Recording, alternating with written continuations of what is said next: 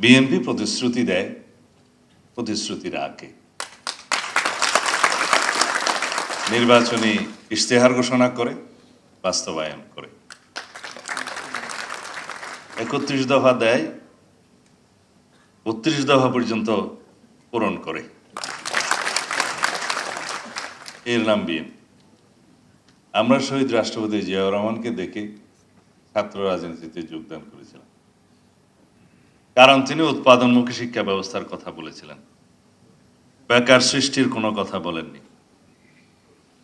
তিনি শিক্ষা ব্যবস্থার উন্নয়নের জন্য, উৎপাদনমুখী শিক্ষা করার জন্য এবং প্রত্যেকটি শিক্ষার্থীর হাতকে কর্মের হাতে পরিণত করার জন্য উদ্যোগ গ্রহণ করেছিলেন। কারিগরি শিক্ষা সহ সকল উদ্যোগ তার সময়ে গৃহীত হয়েছে। সাক্ষরতার হার বৃদ্ধির জন্য তিনি গণশিক্ষা শুরু করেছিলেন। বহু বছর সেই গণশিক্ষা কার্যক্রমের মধ্য দিয়ে যারা জীবনে দস্তখত শিখতে পারেননি তারা দস্তখত করে মৃত্যুবরণ করেছেন। শিক্ষার হার বেড়েছে।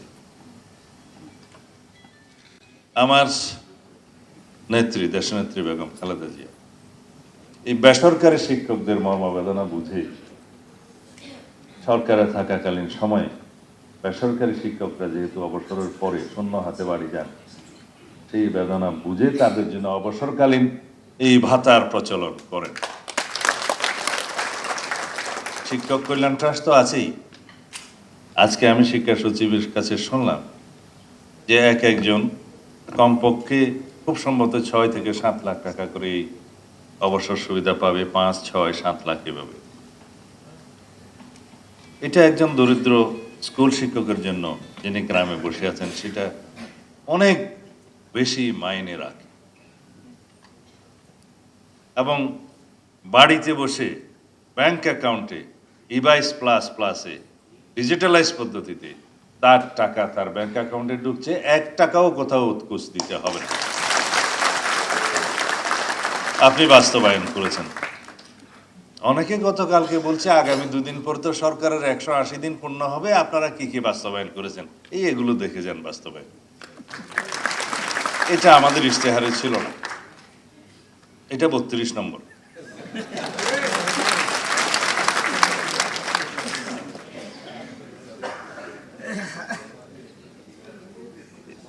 স্কুল ড্রেসটা 33 নম্বর।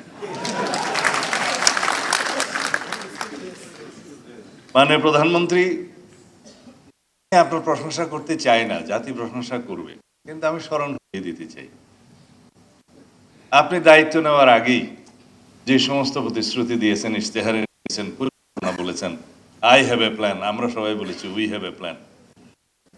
আপনি কৃষকদের কাছে কথা রেখেছেন, তাকে আপনি কৃষক কার্ড দেওয়া শুরু করেছেন, যার মাধ্যমে তার উন্নত মানের কৃষি পদ্ধতি সে অবলম্বন করতে পারবে, আবহাওয়া রিপোর্ট পাবে এবং ন্যায্য মূল্যে কৃষি উপকরণ সহ সার বীজ পাবে।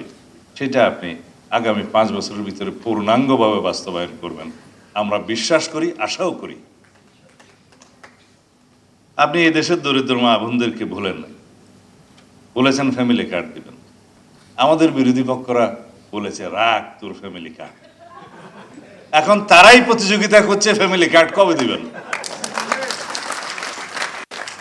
মা বোনরা ফ্যামিলি কার্ড পেয়েছে, আপনি শুরু করেছেন। আমাদের আর্থিক সংগতির সাথে মিল রেখে ইনশাআল্লাহ আমরা পূর্ণাঙ্গভাবে আগামী 4-5 বছরের মধ্যে এদেশের সকল মা বোনদের হাতে ফ্যামিলি কার্ড পৌঁছে দেব। তার প্রাপ্ত অর্থ দিয়ে অর্থনীতিতে গতি সঞ্চার হবে, মানি সার্কুলেশন হবে, বাজারের দ্রব্য সে কিনবে, সেই দ্রব্যের কারণে চেইন ইন্ডাস্ট্রিজগুলো চলবে এবং ওখানেও কর্মসংস্থান হবে, একটার সাথে আরেকটা জড়িত। এবং বৃহৎ লোন যারা নেয় তারা হয়তো তসরুপ করে, কিন্তু এই অর্থ দরিদ্র ফ্যামিলির কাছে, মা বোনদের কাছে যখন যাবে, সে সেটা খরচ করবে ফ্যামিলির কল্যাণে এবং চেইন ইন্ডাস্ট্রিগুলো গড়ে উঠবে, তার আর্থিক সক্ষমতা হবে, ছেলেমেয়েরা শিক্ষিত হবে, দেশের সম্পদ হবে। এটার একটা চেইন ইফেক্ট আছে। দরিদ্রকে যদি আপনি দরিদ্রই রেখে দেন, জাতির কখনো কল্যাণ হবে না, মুক্তি হবে না। আপনি দরিদ্র ইমাম মুয়াজ্জিমদের কথা রেখেছেন এবং অন্যান্য ধর্মাবলম্বীদের উপাসনালয়ের সমস্ত কর্তাদেরকে, পুরোহিতদেরকে ক্ষেত্রমতে সেবায়েতদেরকে সবাইকে আপনি সম্মানিত করেছেন, রাষ্ট্রীয় ভাতা দিয়েছেন। এটা শুধু ভাতা নয়, তাদেরকে একটা রাষ্ট্রীয় স্বীকৃতি প্রদান করা এবং তাদেরকে সম্মানিত করা, সেটা আপনি করেছেন, শুরু করেছেন।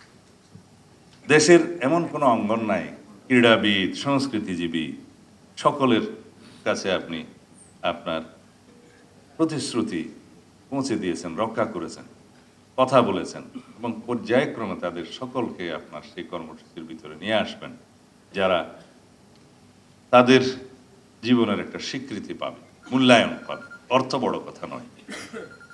এভাবে পরিবেশ প্রতিবেশ সংরক্ষণের জন্য, দেশের কৃষি উন্নয়নের জন্য, কৃষি উৎপাদন বাড়ানোর জন্য, মৎস্য উৎপাদন বাড়ানোর জন্য, লাইভ স্টক বাড়ানোর জন্য, প্রতিবেশ পরিবেশ সংরক্ষণ করার জন্য খাল খননের মধ্য দিয়ে এবং বৃক্ষরোপণের মধ্য দিয়ে আপনি যে কর্মসূচি শুরু করেছেন, সেটা বাংলাদেশকে একটা সাস্টেইনেবল ডেভেলপমেন্টের দিকে নিয়ে যাবে। এটা শুধু আমরা বিশ্বাস করি না, এটা আমরা জানি, সেটা আপনি প্রতিপালন করবেন এবং দেশের মানুষ সেটা বিশ্বাস করে।